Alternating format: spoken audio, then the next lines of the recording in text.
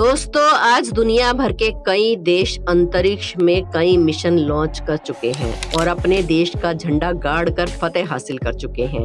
लेकिन आज भी जब अंतरिक्ष की बात आती है तो सबसे पहले जुबान पर चांद पर कदम रखने वाले पहले आदमी नील आर्मस्ट्रांग का नाम याद आता है। हम सब ये जानते ही हैं कि 16 जुलाई 1969 को नासा के द्वारा लॉन्च किए गए अपोलो 11 मिशन ने सफलता प्राप्त करके एक बड़ी ऐतिहासिक जीत हासिल की थी। लेकिन हम में से शायद बहुत कम लोग ये जानते हैं कि चांद पर वो ऐतिहासिक कदम रखने का सफर बेहद ही ऊबड़ खाबड़ रास्तों से भरा हुआ था। तो चलिए जानते हैं आज की हमारी इस वीडियो में कि आखिर अपोलो 11 मिशन पर भेजे गए एस्ट्रोनॉट्स के साथ ऐसा क्या हुआ था जिससे आज भी कई लोग अनजान हैं। आज की वीडियो काफी इंटरेस्टिंग होने वाली है, इसलिए वीडियो को अंत तक जरूर देखें। हमारे चैनल अनोखी दुनिया को सब्सक्राइब करके बेल आइकन को प्रेस कर लें। 20 जुलाई 1969 यानी कि आज से 52 साल पहले इंसान ने चांद पर अपना पहला कदम रख के इतिहास बनाया था और भविष्य में अंतरिक्ष तक पहुंचने की संभावनाओं के दरवाजे खोल दिए थे। नासा द्वारा लॉन्च किया गया अपोलो 11 21 घंटे 31 मिनट तक चांद की सतह पर रहा और 24 जुलाई 1969 को धरती पर वापस लौट आया। हम में से ज्यादातर लोग सिर्फ इस कहानी के बारे में जानते हैं, लेकिन दोस्तों, जैसा कि हमने आपसे कहा कि चांद पर गए 3 astronaut Neil Armstrong, Mitchell Collins और एडविन बज एल्ड्रिन के साथ कुछ ऐसा हुआ था जिसके बारे में बहुत कम लोग जानते हैं। इस हादसे के बारे में जानने से पहले आइए घड़ी की सुई को पीछे करते हैं और चलते हैं 19 जुलाई के नासा के ऑफिस में, जहां सभी की धड़कन तेजी से धड़क रही थी क्योंकि कुछ ही समय में अपोलो 11 पृथ्वी को छोड़कर अंतरिक्ष की तरफ जाने वाला था। अंतरिक्ष में जाने वाले तीनों एस्ट्रोनॉट्स की धड़कनें भी थमी हुई थी। जैसा कि आप में से कई लोग जानते ही होंगे कि मिचेल कॉलिंस बतौर पायलट अपोलो 11 में मौजूद थे। वहीं नील आर्मस्ट्रांग और एडविन बज एल्ड्रिन चांद की जमीन पर उतरने वाले थे। आखिरकार 8:32 पर सुबह के टाइम अपोलो 11 को Kennedy space centre launch complex 39A से लॉन्च किया गया और तीनों एस्ट्रोनॉट्स की अंतरिक्ष यात्रा शुरू हो गई।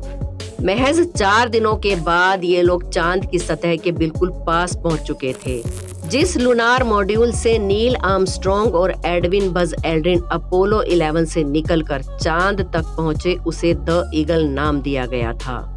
जब सबको लग रहा था कि सब कुछ प्लान के मुताबिक चल रहा है, तभी तीनों एस्ट्रोनॉट के सामने ये बात आई कि कोई अज्ञात कारण की वजह से ईगल निर्धारित समय से 4 सेकंड्स आगे चल रहा है। इसका मतलब ये था कि अब एक निर्धारित स्पॉट की बजाय वो किसी और जगह पर लैंड करने वाले थे, जिसका परिणाम घातक भी हो सकता था।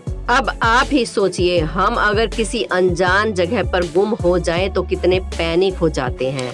ये तो चांद पर उतरने की बात थी, जहां चाह कर भी धरती से किसी भी प्रकार की कोई भी मदद नहीं मिल सकती थी। अब अंतरिक्ष यान और चांद की दूरी महज कुछ ही किलोमीटर की बची थी।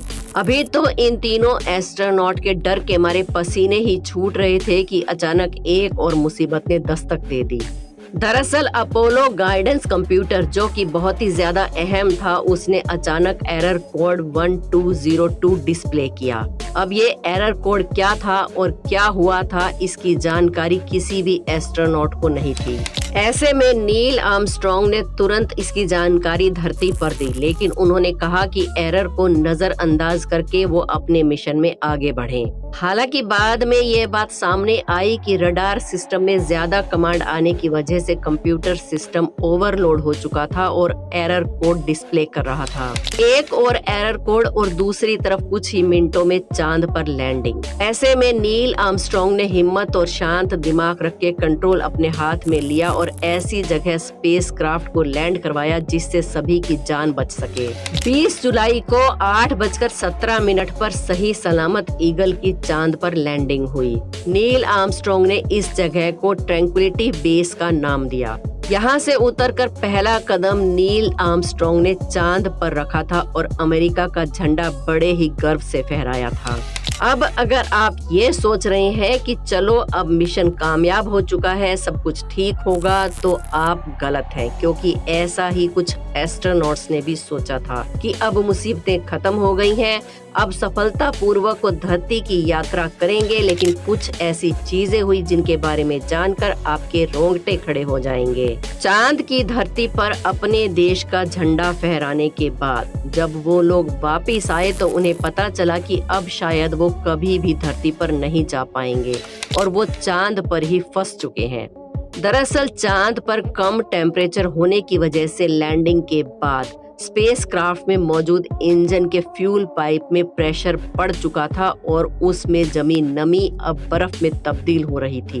इनफैक्ट नासा भी अपने एस्ट्रोनॉट्स को ये कमांड ही देने वाला था कि इससे पहले कि सिचुएशन घातक हो जाए वो तुरंत स्पेसक्राफ्ट से उतर जाएं, क्योंकि ये प्रेशर इतना बढ़ चुका था कि स्पेसक्राफ्ट कभी भी ब्लास्ट हो सकता था। अब जरा कल्पना कीजिए, अगर ऐसा होता तो धरती पर वापस आना उनके लिए असंभव हो जाता और चांद पर ही उन्हें अपनी आखिरी सांसें लेनी होती। लेकिन जैसे कि कहा जाता है, जाको राखे साइयां मार सके ना कोई। इसे भगवान की मेहरबानी समझो या फिर इनका अच्छा नसीब।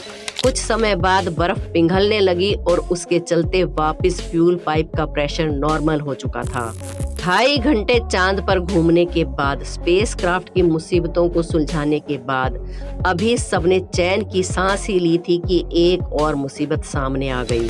स्पेसक्राफ्ट के एक हिस्से में लगी स्विच टूटकर नीचे गिर गई थी, जिसके कारण सर्किट ब्रेक डाउन हुआ और उसकी वजह से पावर कट हो चुकी थी। ढूंढने के बाद एल्ड्रिन के हाथ स्विच तो आ गई थी, लेकिन उसे फिक्स करना एक बड़ा टास्क था, क्योंकि जाहिर सी बात है ट्रेनिंग के वक्त उन्हें इसका उपाय नहीं बताया गया था। किसी ने सपने में भी ऐसी गड़बड़ के बारे में नहीं सोचा था और एल्ड्रिन ने इस समस्या से बाहर निकलने के लिए कई प्रयास किए, लेकिन कोई भी सकारात्मक परिणाम ना देखते हुए उसने एक देसी जुगाड़ अपने आप सोचा और पेन को छेद में डाल दिया जहां से वो स्विच टूट गया था। 6 घंटे की मेहनत जो काम नहीं कर पाई वो महज 1 मिनट में सिर्फ एक पेन ने कर दिखाया। अब वो घड़ी आ चुकी थी जब एस्ट्रोनॉट्स को धरती के लिए रवाना होना था। प्लान ये था कि कोलंबिया विमान, जिसकी मदद से उन्हें धरती पर वापस आना था, उसमें 2 मॉड्यूल्स मौजूद थे। पहला कमांड मॉड्यूल्स जिसमें एस्ट्रोनॉट सवार थे और दूसरा सर्विस मॉड्यूल जिसमें चांद की सतह से लाया गया विमान का बाकी सामान था। उन्होंने कोलंबिया की धरती में आने से पहले अलग अलग डायरेक्शन में जाना था ताकि दोनों आपस में क्रैश न हो, लेकिन यहाँ भी उनकी किस्मत ने उन्हें एक बार और चुनौती दी। दोनों मॉड्यूल्स ऑपोजिट डायरेक्शन के बदले एक के पीछे एक तेजी से रफ्तार से बढ़ने लगे। अगर ये एक दूसरे से ज्यादा करीब आ जाते तो एक बड़ा धमाका होना लाजमी था, लेकिन इतनी तेज रफ्तार से नीचे की ओर आने के बावजूद ऐसा कुछ नहीं हुआ और दोनों ने बड़े ही आराम से प्रशांत महासागर में 24 जुलाई 1969 को लैंडिंग की और इस मिशन को कामयाब बनाया। आज जब हम इस कामयाब मिशन की बात करते हैं तो ज्यादातर हमारी जुबान पर और जहन में 3 एस्ट्रोनॉट, खासकर नील आर्मस्ट्रॉन्ग ही आता है, लेकिन दोस्तों हम आपको बता दें कि इस मिशन को कामयाब बनाने में न सिर्फ नासा बल्कि दुनिया भर के 40,000 लोगों ने अपनी भूमिका निभाई थी। जहां एक तरफ हमें अपोलो 11 के सक्सेसफुल मिशन की कहानियां इंटरनेट पर देखने को मिलती हैं और उनकी मुसीबतों का सफर सुनने को मिलता है, वहीं कई ऐसी स्टोरीज भी मौजूद हैं जो मून लैंडिंग को फेक बताती हैं। अगर आप चाहते हैं कि हम उस पर भी आपके लिए वीडियो लाएं तो हमें कमेंट्स में ज़रूर बताएं, हम इस पर भी आपके लिए एक वीडियो ज़रूर लाएंगे। वीडियो को एक लाइक ज़रूर करें, हमारे चैनल अनोखी दुनिया को सब्सक्राइब करके बेल आइकन को प्रेस कर लें। मिलते हैं एक और वीडियो में, धन्यवाद।